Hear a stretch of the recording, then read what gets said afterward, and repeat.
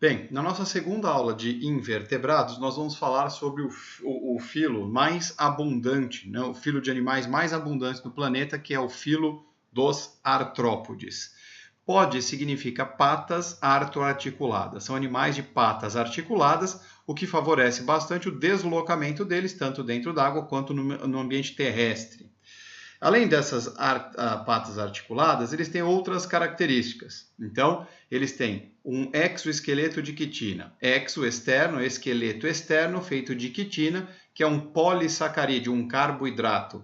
Não confunda a quitina com queratina, que é uma proteína que reveste o corpo dos vertebrados terrestres. Tá? Além do exoesqueleto, então, tem os apêndices articulados, as patas, as antenas, eventualmente garras, certo? E o corpo dividido em segmentos, um corpo segmentado. E isso é diferente para cada uma das classes que nós vamos estudar. O exoesqueleto, além da proteção mecânica que ele dá ao inseto ou ao crustáceo, tal, ao artrópode em geral, ele também tem uma função importantíssima na diminuição da perda de água. Ele é impermeável e diminui a perda de água do animal, o que favorece a sobrevivência dele no ambiente terrestre. Só que isso causa um problema. Ter um exoesqueleto, um esqueleto externo, é muito vantajoso, mas, por outro lado, o crescimento é dificultado. Então, nós temos aqui um gráfico que mostra o crescimento dos organismos, dos animais não artrópodes, pode ser qualquer outro animal, tá? Que tem um crescimento contínuo. Ele é mais rápido, mais intenso no início e vai se estabilizando até que ele atinge a idade adulta. Já nos artrópodes, ele cresce assim como uma escada, né? Por que isso acontece? Porque como o animal está dentro de um esqueleto, ele não consegue crescer. É como se ele tivesse fechado dentro de uma caixa dura. E só quando ele sofre muda ou equidízia, ou seja, só quando ele sai de dentro desse esqueleto, é que ele vai poder crescer. Então ele sai de dentro do esqueleto com o corpo mole. Enquanto ele está mole, ele cresce, como você está vendo nessa parte do gráfico, até que o esqueleto endureça novamente e estabilize o tamanho do animal por um período. Ele vai, depois de um tempo, sair de dentro do exoesqueleto de novo, crescer enquanto está mole e estabilizar o tamanho quando o exoesqueleto se formar novamente. Aqui nós temos um exemplo, né? Uma cigarra deixando o exoesqueleto dela. Então ela sai aqui pela parte dorsal, né? Deixa o exoesqueleto, essa carapaça de quitina, e agora o corpo dela está mole, permitindo o crescimento do animal. Tá?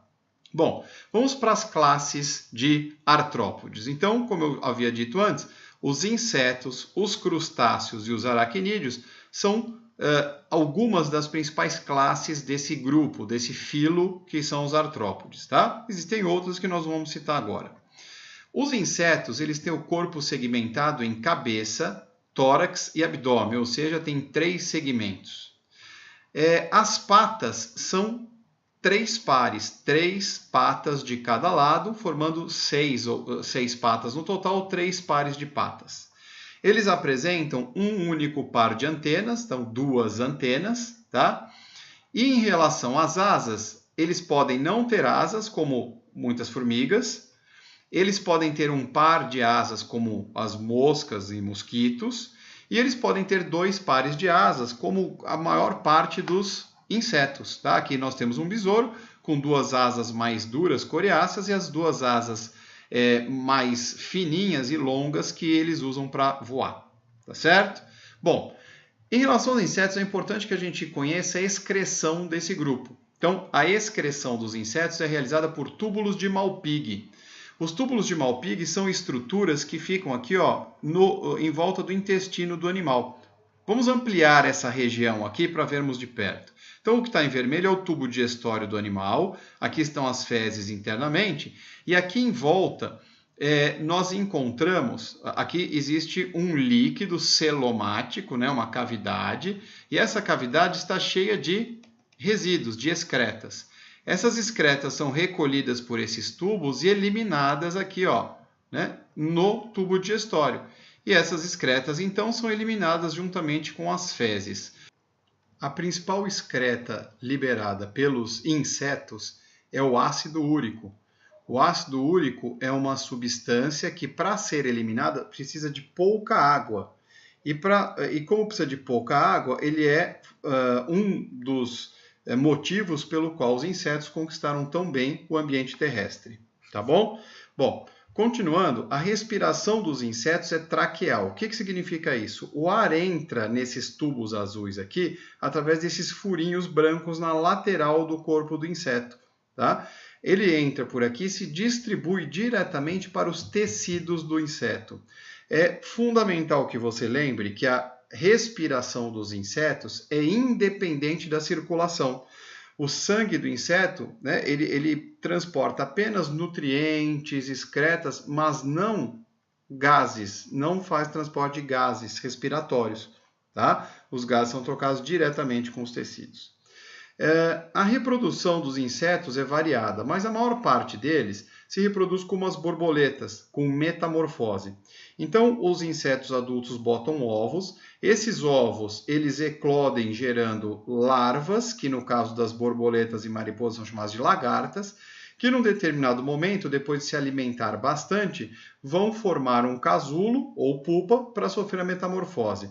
A metamorfose transformará esse animal, né, a larva, em um adulto novamente.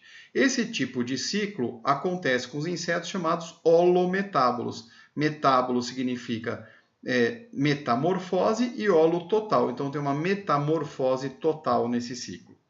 Qual a importância dos insetos? Bom, uma delas é que eles são transmissores de doenças. A dengue, a malária, a doença de Chagas são algumas doenças transmitidas por insetos. Então é assim, a dengue, a malária e a elefantíase são transmitidas por mosquitos. A doença de Chagas pelo inseto barbeiro. A peste bubônica pela pulga do rato. Tá? Só para citar alguns exemplos. Além disso, uma outra importância são as pragas na lavoura. Insetos podem dizimar lavouras inteiras. Tá? Então, nuvens de gafanhotos podem acabar com as lavouras. E esse é o motivo pelo qual nós acabamos usando inseticidas nas lavouras. Tá? Agora, os insetos também trazem vantagens. Eles são agentes polinizadores. As abelhas são os principais agentes polinizadores da natureza. Sem eles, nós não teríamos praticamente comida, né? Porque são eles que reproduzem as plantas, inclusive nas nossas plantações. Tá? Uma outra importância dos insetos é a produção de alguns insumos, como por exemplo o mel, que as abelhas produzem, ou seda produzida pelos bichos da seda, por exemplo. Tá bom? Bom, agora nós vamos fazer alguns exercícios. Vamos lá?